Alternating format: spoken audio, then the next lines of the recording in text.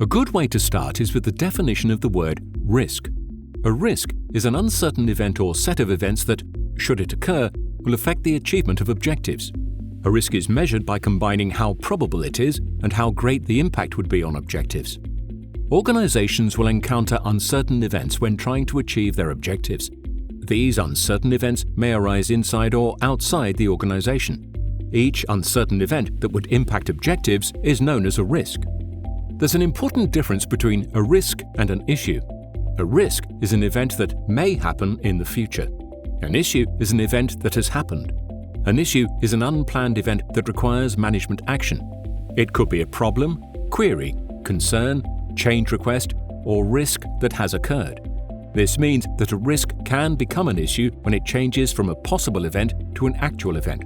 Similarly, if there's a possibility that an issue may occur again in the future, that issue should then be recorded as a risk as well. There are two main categories of risk. The first is an opportunity. An opportunity is an uncertain event that would have a positive impact on objectives if it occurred. The second category is a threat. A threat would have a negative impact on objectives if it occurred. The combined effect of risks to an activity is risk exposure. Risk exposure represents the extent of risk borne by that activity at that time. Because risk is inevitable, each organization manages it in some way. However, risk isn't always managed in a way that's visible, repeatable, or consistent to support effective decision-making. This is where risk management comes in. The task of risk management is to make sure an organization uses a cost-effective risk management process that includes a series of well-defined steps.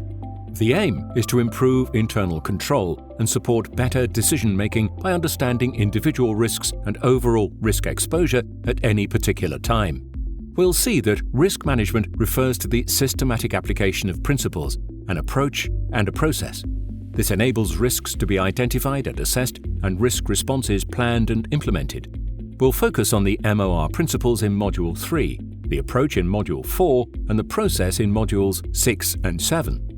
Effective risk management provides a disciplined environment for proactive decision-making. The key to effective risk management is to identify, assess, and control risk. Identifying risk involves considering uncertainties that would affect the achievement of objectives and describing them to ensure there is a common understanding. Assessing risks involves estimating the probability, impact, and proximity of risks so they can be prioritized and understanding the overall level of risk or risk exposure associated with the activity. Controlling risks involves planning appropriate responses to risks, assigning owners and actionees, and then implementing, monitoring, and controlling these responses.